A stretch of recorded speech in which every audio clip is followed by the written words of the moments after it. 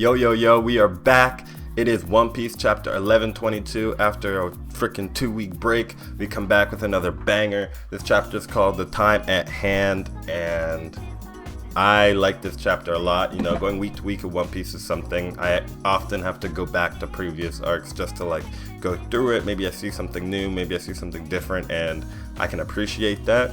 And this chapter really makes me want to just, I don't know, I kind of want to start One Piece from either Marineford or like Skypiea, somewhere around there, just so I can really like see stuff, you know? I definitely want to reread Zoe, I want to read more about Zunisha, but we'll get into that.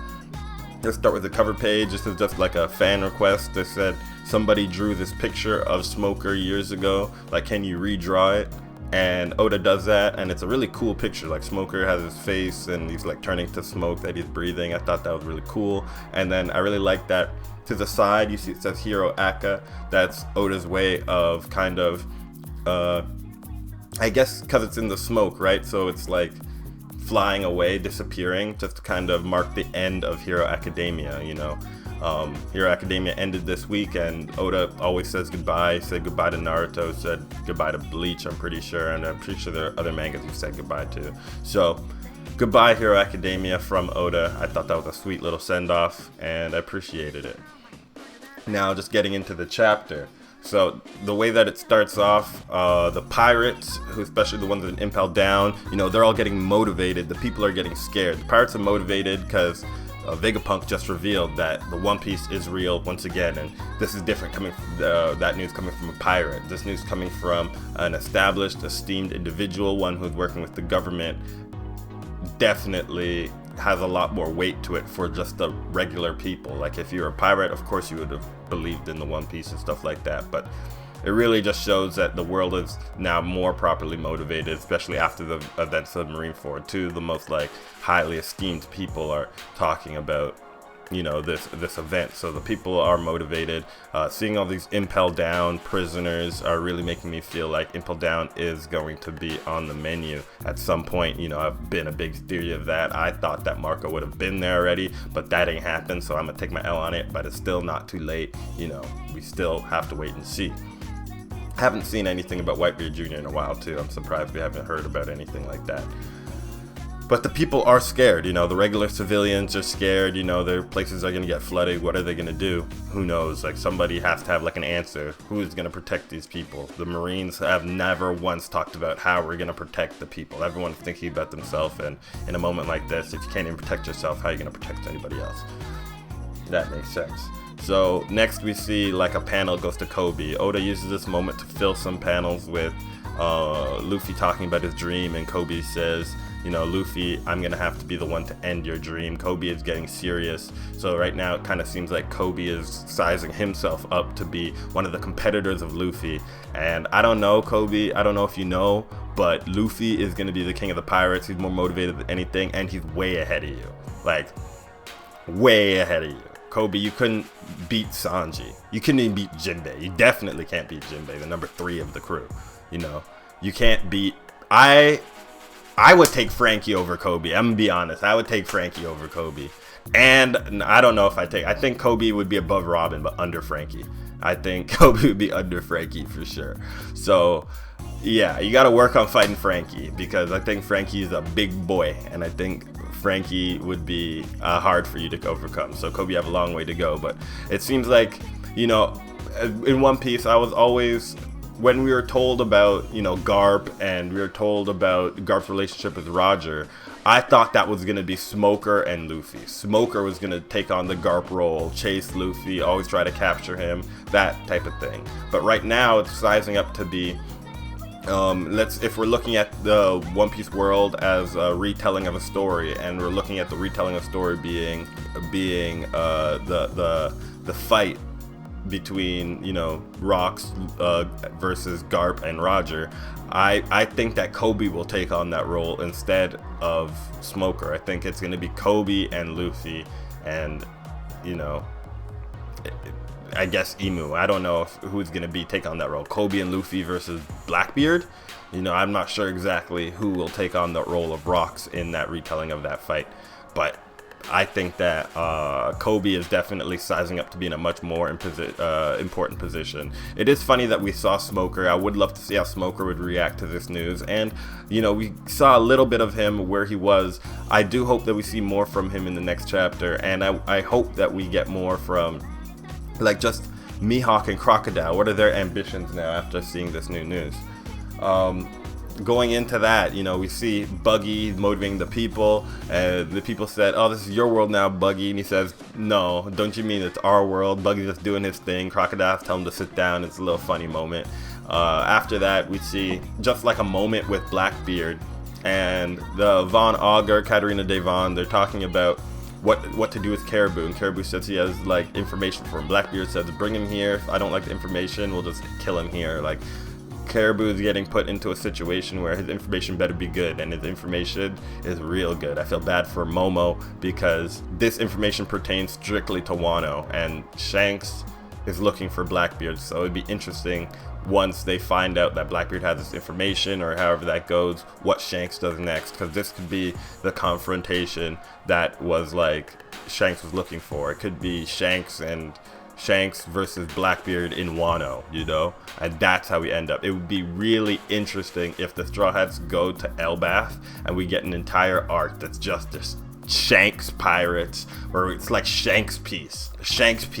That would be so cool. And it's like Shanks in old Wano, Blackbeard broke down the thing, and Shanks versus freaking Blackbeard. All these Blackbeard pirates fighting the freaking red hair pirates. That would be so sick. I would love that. I would love that so much. But we are getting this set up, and it is going to happen. I don't know if it's going to happen in the cover story, if it's going to happen off to the side as like a side thing. It's going to get its own mini part of the Elbaf arc. But Shanks is on the move. Shanks is going to find the One Piece. And Blackbeard should be on the move soon after Van Augur and Katarina Devon deliver Caribou with this information. And they can teleport, so that information is on the move real quick. ShanksPiece. Oh my gosh, I just came up with the greatest idea ever. I love that. So the Straw Hats, they land in the water. I'm skipping ahead just a little bit, but the Straw Hats land in the water. They're ready to set sail. I think it would have been cool to see another clash between Zoro and Venus Juro. I thought that was really great, and I would have loved for Venus Juro to have mentioned the Katetsu more. I'm a lover of Sword Piece. I love Sword Piece so much, and just the belief that looking at the two swords, like, damn, like that the Katetsu is that sword that he has, like, those are connected. I want to know if Venus Juro was either the swordsmith or knew the swordsmith who made them. Like, those things could be interesting. And if Venus Juro knew, like, Zoro's, the person who made Wado Ichimonji, if he knew that Zoro's swordmaster, if this person is actually from Wano, all these things could be interesting, right? Could be interesting lore. I do think that he is from if you could have knew Ryuma too, like, all these things could be true. And I did see a recent theory about Ryuma where Ryuma was from JoyBoy's time on JoyBoy's crew, and Toki tried to throw him into the future, but Ryuma got lost and ended up in a different time and just lived through that time. I thought that is a sick theory, and I think that is true. I just had to throw that in there. So that information could be true as well for, like, Toki, right? Toki could have known this character, Venus Juro. Like, Venus Juro couldn't have known Momo's mom, and I feel like there's still lore there about why she was jumped into the future and how these things can relate, and her relation to like the end of One Piece, and if she's still alive, and all that stuff. We have a moment where Emmett is talking to Luffy. He takes just before Emmett is going to pass, he takes the moment to apologize. Luffy says, "I couldn't have done more. I wasn't able to make JoyBoy the king." And in that moment, Luffy says, "The king? Like, damn, like, what does that mean?" And then he says, "Who are you?" And Luffy would be like, "I'm Luffy. I'm gonna be the king of the pirates. I want to be king too." And that's like that same energy that, like, JoyBoy had, that I feel that Emmett is seeing in him. And so Emmett says, "Damn, like, all right, I see you." And he pulls on, like, I didn't expect the weather rope to be making such a grand return the way it did, but the weather rope comes back, and instead of like wind coming out when they pull it, it's freaking JoyBoy's hockey. And JoyBoy has the most incredible postpartum hockey feat in the entire universe, all right? The entire island blown up with hockey. You know how big it is. Hockey's so powerful, it undid the teleportation from Saturn to get the other Gorosei members there, and then 3 of them are there, and then the one Luffy knocked away. I don't know if it was like just it was too far away from the place that he teleported to, that he ended up teleporting back or whatever. He was already waiting for the other 3 Gorosei members in Marijoa. And I can't believe it. I didn't expect them to just get eradicated the way they did, and they were completely knocked away. And I thought that was like just incredible. Everyone's talking about this hockey, like robots can use hockey. What is it? And it just blew me away. I thought that was one of the coolest things that I'd seen in One Piece so far. It split the sky, did everything. Like, JoyBoy's hockey was ridiculous. Even Imu, who was in Marijoa, could feel it. Now, I don't know if it was because Imu has a connection to the other Gorosei members, and they're connected through something deeper. So, like, Imu could feel the hockey through them that way, or if Imu is just like attuned to JoyBoy's hockey and could feel it from so far away. But it didn't seem like regular people, like other people in Marijoa. Someone went to attend Imu, right? And Imu didn't.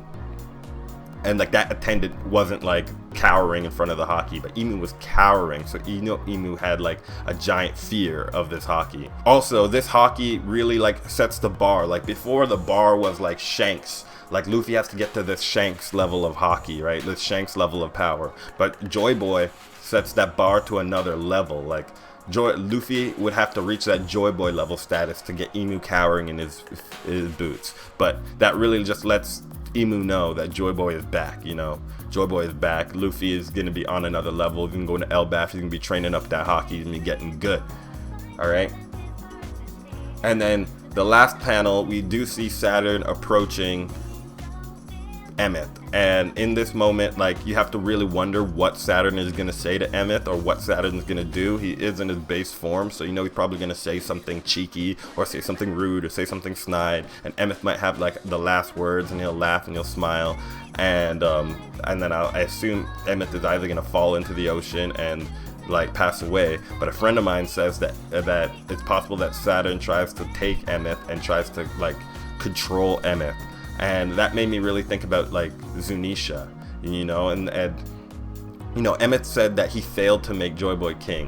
What if Zunisha's crime was that Zunisha also tried to make JoyBoy king, and Zunisha was caught, and then Zunisha got punished for those reasons? So those things are kind of like intertwined. So with that in mind, like, it's possible that Saturn turns Emmett into a slave, right?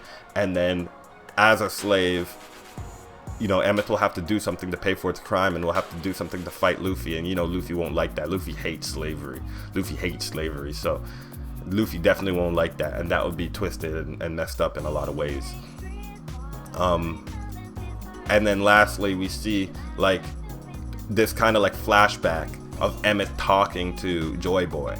And in this moment, JoyBoy's telling Emmett, like, you know, I'm not going to be around here forever, so take this rope. And it shows how Emmett got the rope, the hockey rope, and he says you're gonna find somebody, and you're gonna want to protect yourself, and you can use this.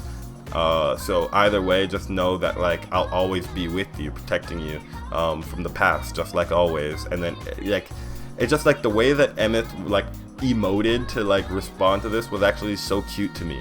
I was like, damn, like JoyBoy's really got that good energy. Like Emmett was just so happy, and it had just such Straw Hat energy. JoyBoy wasn't reminding me of Shanks. He was reminding me of like an adult Luffy. That's what JoyBoy felt to me.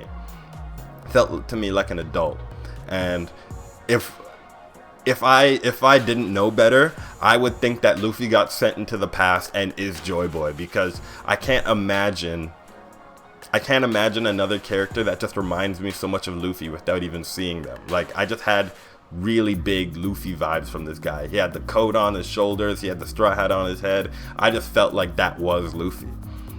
So I just loved that so much. And he was like, oh, protecting me so I won't feel lonely. And you know, I like that moment. He doesn't feel lonely. He got to hear the nostalgic drums that his freaking homie had in his last moments, and he got to like feel his hockey again one more time. He protected his dream, he protected the people. Emmett knew nothing of the situation. He was just involved because he felt JoyBoy's drums again, and he loved it. He got up because of that. He loved it, and I'm happy for him. And I hope that we find out more in the past, or more about his past in the future, because I really liked everything about that moment, and I just want more. I'm like thirsting for more information. I thought that this was such a neat, incredible chapter that I feel like we all kind of needed, and I'm excited because, you know, other than Saturn, this like Egghead is wrapped up. That's it. After that, the Straw Hats are on the move. These should be getting into the post-Egghead stuff now. We'll get like Saturn's last words, where he's going to end up going, probably some stuff from the Gorosei, and then we're going to be getting Straw Hat lore, maybe a party, probably not a party considering death, Kuma wrap-up, Bonnie next plans, you know, dragon stuff. We're all gonna get to see the moving parts, all the things that are gonna be moving and coming together to create this next arc. And I think that is hype as hell, you know. I think that's super hype, and I'm super excited to see all of that. So let me know what you guys thought about this chapter. I thought it was a fucking banger chapter, and I thought that, you know, we have a lot of good stuff coming on the way. And this JoyBoy flashback, I hope it comes sooner rather than later. So thanks, like, subscribe, let me know you're alive in the comment section down below. And this is Soge Kami, and we out!